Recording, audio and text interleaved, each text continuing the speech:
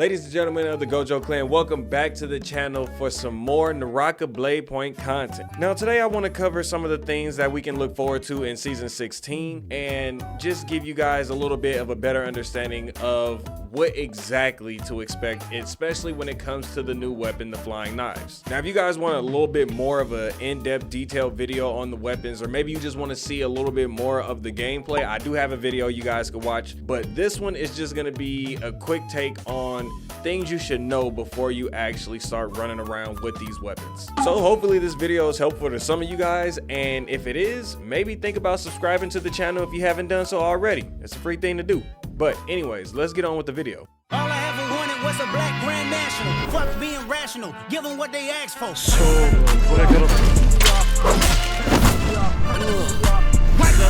Hey, turn this TV off. Ain't with my type of shit, don't you get involved. Hey, what? How many shit I send them off. Take a risk or take a trip. You know I'm tripping for my dog. Who you with? So the flying knives, they're the newest thing in the game, obviously, and they are going to change the game drastically, in my opinion, and in a good way. Now, because these are the only weapons in the game that's a combination of melee slash range, that already is going to change how you're going to go about using these weapons. And they are a quicker weapon to use in the game that gives you a lot of versatility, especially if you're somebody that's already really good at chaining combos together. This is going to be a weapon you might enjoy. So the first thing that I think you guys should know when it comes to this weapon is that Naraka actually already tweaked the weapons and made somewhat of a buff before it even went live on the official servers. They did it for the test servers, but it's not even out for everybody yet. And that update essentially was to make it to where the animations would start up a little quicker. The throwing the knives actually was a quicker startup frame because it was a little slow. They got rid of a little bit of like that delay in between throws, so they fixed things like that animation wise and timing. So in my opinion, kind of crazy that the weapon's already getting buffed, especially since it's not officially released yet. The next thing that they put on there, which is probably the biggest one, they gave it a gold soul jade. Now this is called Moonshard Storm, and this soul jade is gonna allow you to change your right click. So once it goes from the first stage of the charge up to the second stage of the charge up, you guys are going to see that you can actually throw the knives out there. Now, what I didn't know initially was in order to keep it going, you have to tap right click again, and then you'll see they throw the second set of knives. And after that, the combo and everything else in that nature will just keep going on its own. And a nice little addition to that is you are going to be gold focused while that's going on. So all the people out there that know, gold focus cannot be interrupted whatsoever. So it's nice to know. Now, the third thing that you guys need to know is there is a little bit of a drawback to using. I don't know if it was just me, and maybe somebody else will figure it out, but it doesn't seem like after you charge up, after using the new Soul Jade with the flying knives, it feels like once you fully charged up and you're in the full-on animation of the attack, there isn't really a window of opportunity you to get in there and just keep the combo going. Now, I was doing this all live on stream, so a lot of the people in the chat were asking like, well, is this possible? Is this possible?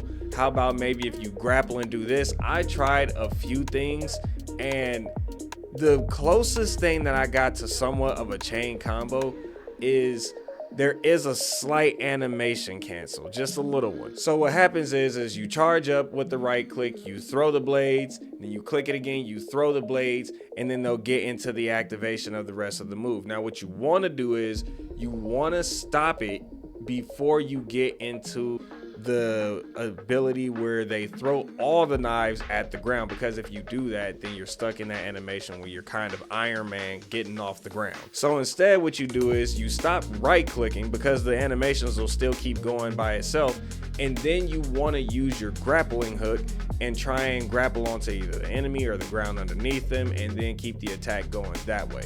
Now, before anybody else gets in here and tries to ask me, well, Tutti, how about if I do another blue focus strike after that and I just throw all my knives at the enemies? I tried that as well, and with a more advanced and a more experienced player, they're not going to stay on the ground long enough for that to actually matter and work. So I would say it's not a real complete combo. Now, the final thing that I think you guys need to know is that there is already a pre-existing Soul Jade in the game. Maybe some of you guys already know about it, but I believe it's pronounced Cyan, the Cyan Fang Soul Jade.